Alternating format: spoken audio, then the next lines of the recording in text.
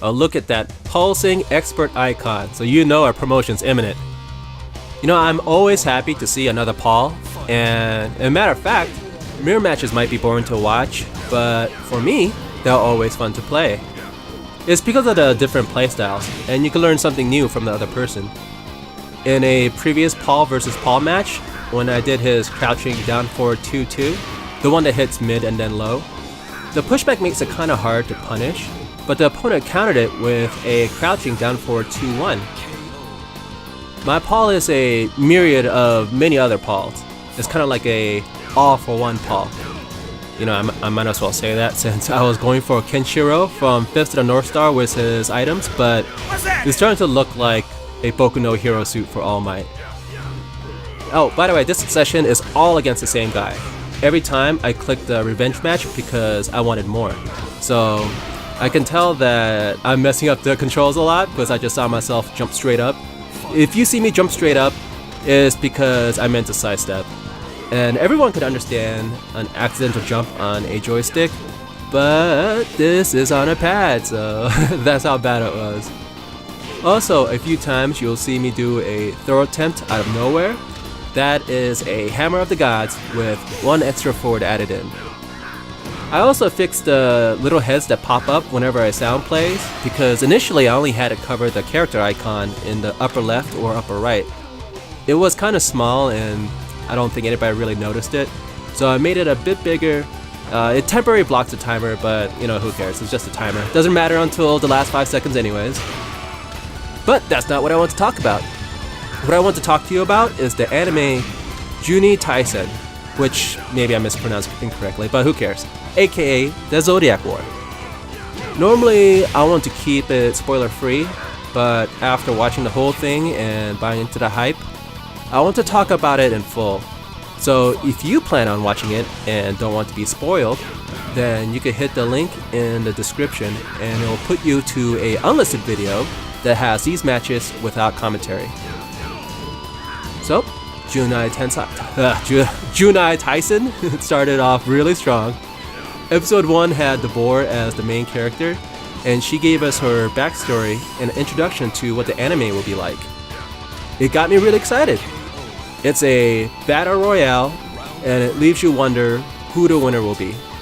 It has all types of people competing to win with different motivations, and the winner will have any wish granted.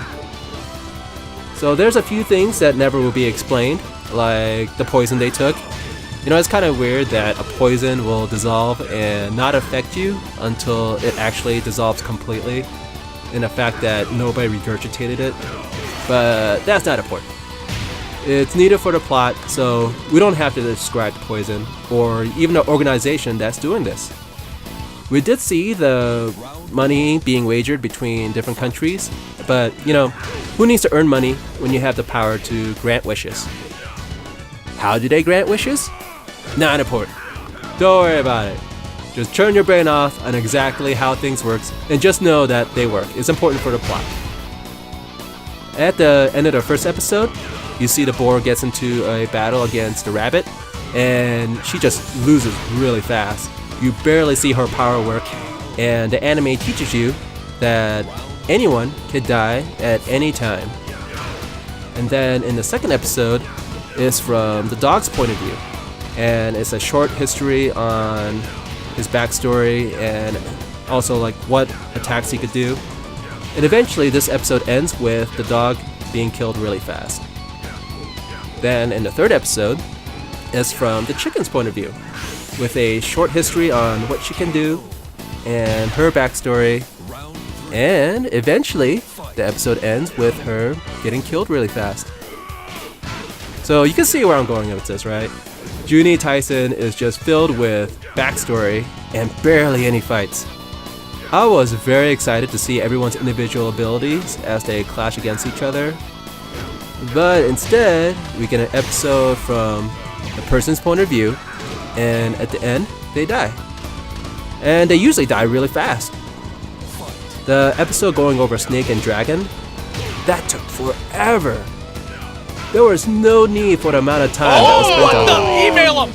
I guess since it involves two characters, is why they took even longer for their backstory, but what a snooze fest. The backstory telling us what their motivations are, and their motivations are just willy-nilly, is not really a payoff for the amount of time that was spent on them. Speaking of which, the horse was the lamest out of everyone.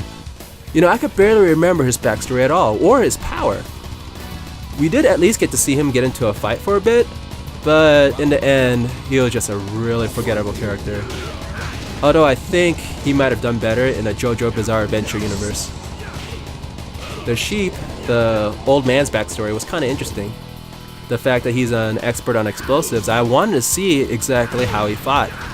He was pivotal to the main story, but he died just as fast as everyone else. Though this one I'm not too upset about, because he severely underestimated the tiger's ability, and the fact that she fights after drinking was a very nice reveal. But alas, he was gone too fast. When they got to the monkey's backstory, that's how I knew that the rat will most likely win. Although it was not quite the way that I thought. Everyone mentioned some type of deja vu with him, so I knew that he'll be important. With the monkey's good intentions, I thought that maybe he'll be the one that wins and fulfills her wish, but it really wasn't that. Though I gotta admit, I really did enjoy the last episode. For an anime filled with backstory, I really did enjoy the thoughts of all the characters while the rat had an alliance with them. I also really liked his power too. It's really interesting for someone to have the power to see alternate futures and live through them in his head. This anime, I really liked the beginning and I liked the end, but the middle was kind of easy to predict. I had really high hopes for it, and just like the original Fate Stay Night, it got really predictable, and for a show called Zodiac Wars, we really didn't see a lot of Zodiac War. If somehow you haven't watched it and you're interested in watching it now, even though I just spoiled everything, then it's already out. It's currently on Crunchyroll or your favorite pirate anime site. It's 12 episodes long, and you could tell for now that it's only going to be one season. But the fact that they said the tournament happens ever so often, then it kind of opens the door for like another 12 contenders to battle it out sometime in the future. If you're into battle royale type stories, then this anime might hold you over. If you're really into hearing backstories on top of backstories, then man, this is the anime for you. You know, I've been rewatching my matches, and one thing I need to do better during these Tekken matches is a whiff punish. Twice I did a standing 4 after my opponent missed, and I need to toss out something better, something that's quick, that won't be punished on block, just in case I don't get there in time. So that is a lab opportunity for me. I really did enjoy playing against this guy.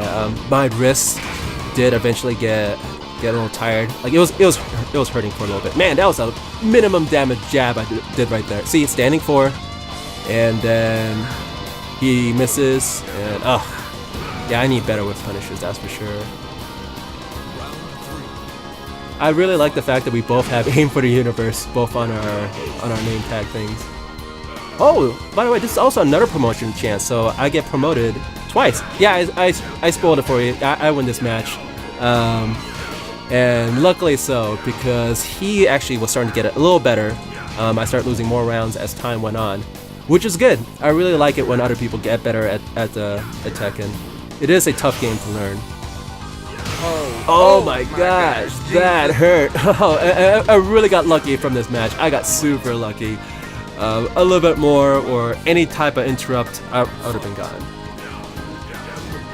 Nice whiff, and then see, that's one thing I also need to do more. After a back 1-2, I could get in there and do an extra attack, but sometimes I don't always get the correct attack off, but that's alright. It was good matches, and I hope to play more Pauls in the future. So, in the upper left is a guide on how to punish Katarina.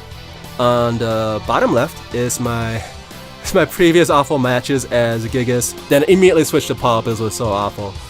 And then on the right is my friend's cosplay video from last year's Colorado Anime Fest. And I'd like to thank you for watching, and you have a good day, okay?